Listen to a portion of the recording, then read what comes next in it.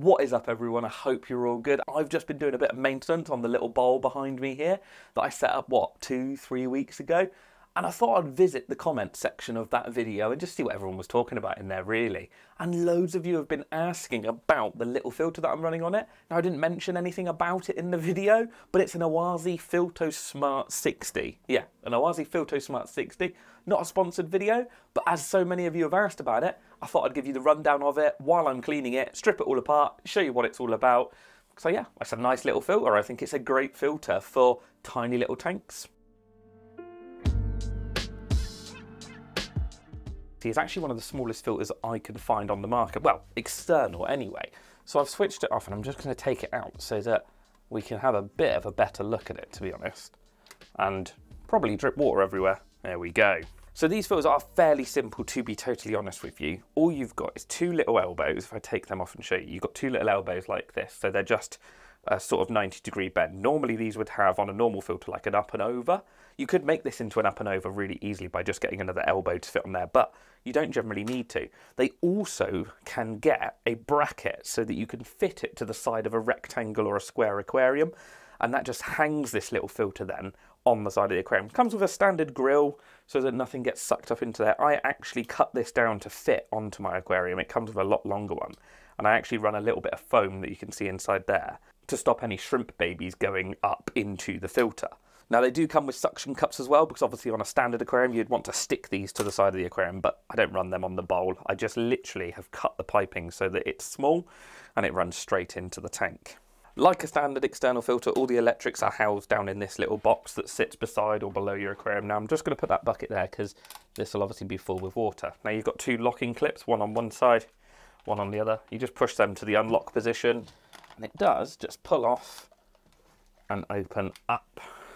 And then you're into all your media. The first thing you see when you've opened up the pump is obviously this massive lump of foam that's attached to the underneath of the pump. You've got a big filter grill there to stop any big muck getting inside the impeller and the pump up inside there. So that keeps everything clean. That just pops off so that you can get into your impeller. Probably need a pair of tweezers, but so you can give that a clean. That is quite gunky actually. Let's give that a rinse quickly. Pop that back in. I'll do that properly in a minute and give it a proper clean. That just clips back on there, so that's where your impeller housing is all attached. This little pipe here, I believe, I was trying to work it out, and I'm like, what is this tiny little pipe for? What I believe it does is it sucks air from this chamber here. So you've got a bit of an airlock spot. So that sucks in air from there and gets rid of any air that's housed inside your filter. That's the pocket where all the air will eventually sit, and that sucks it out and gets rid of it. So that's quite a cool little design on that.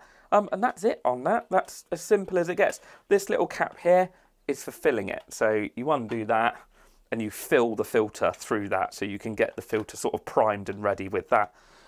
The rest of the filter is fairly easy. And let's get rid of that. Then down in the main canister of the filter, you've got a barrier that obviously stops your media mixing with the sponge and it keeps everything in one area. You could put that media into a bag, like a mesh bag if you wanted to. I just put it all in there because, in all honesty, it's such a little filter and so easy to clean. It doesn't really need it, to be honest. And yeah, that's about it.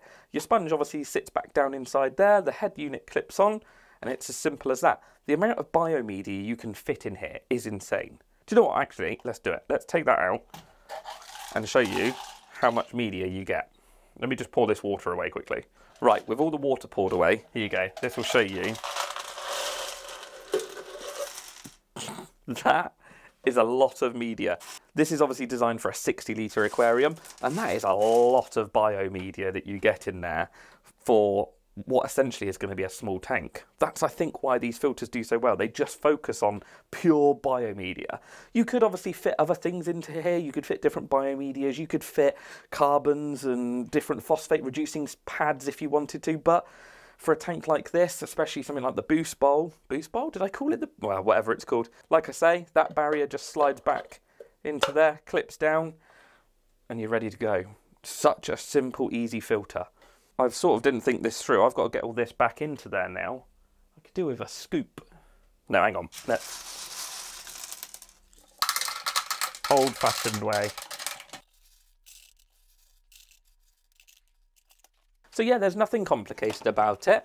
There's nothing hard. It is literally a very simple little filter. But yeah, that's it. those click back on. I'll show you properly. But yeah, those click back on. There is a safety button there, so you've got to push that down to open it up. Those click back down. Obviously, you wouldn't normally take these off to clean all of this, but you could clean all the pipe work. That one screws back on there. That one screws back on there. And that's it. Away you go. It does come with longer piping normally. Obviously, I cut this down massively to get it to sit beside the filter. To get it to sit beside the filter. Honestly, what am I talking about? To get it to sit beside the aquarium, it just makes, obviously, life a little bit easier. Yeah, that's it. Let's get back on the bowl and let's get it running, and you can see it buzzing then. They do a bigger one of these, actually. They do a 100 version of this that has a heater in it as well. So I'm going to get my hands on one of them soon as well, because I think that could be a cool little filter to use. Yeah, anyway, let's get it running on the bowl again.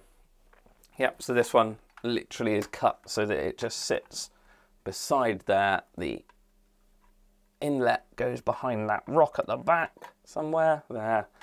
And then that one, once it's full of water, that one gets dragged down. But obviously on a rectangular aquarium, on a flat glass aquarium, you'd be able to use all the suction cups that are supplied with it to hold that filter pipe down. So all that's left to do to get this filter running is to undo the cap. Now, I think it's that way. Like that. And then fill it up with water. This is always a tricky game for me, but I just use a little watering can.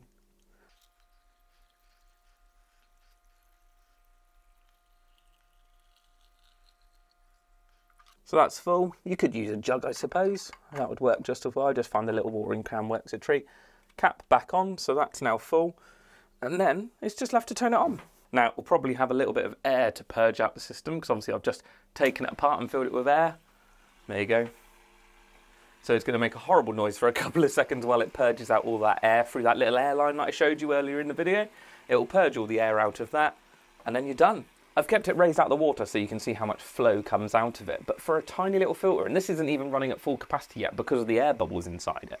But for a tiny little filter that's designed for like a 60-litre aquarium that you can hang on the side, yeah, they're great. Like, look at that flow. Sometimes things don't need to be overcomplicated. But that's it. It's a really simple filter. It's obviously a good alternative to like things like hang on the back filters, because I do find them a little bit tricky to remove because obviously they're open topped, whereas this one being sealed, if you get the bracket that hangs it on the side of the aquarium, it is essentially a hang on the back aquarium filter, but it's a sealed unit, so there's not really any chance of pouring water anywhere.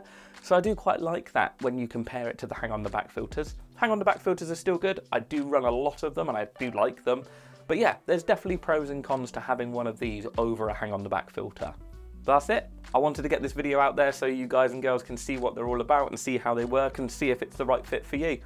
Like I said, not a sponsored video, it's just loads of you were talking about it and I really like them. I really like using them. So yeah, until the next one, I will see you, hopefully with something a little bit more exciting. Got a few scapes lined up. I'm scaping the big tank and I've just received all the wood and rocks and things for that. So yeah, watch out for that one in a few weeks' time. That is going to be cool. I will see you in the next one.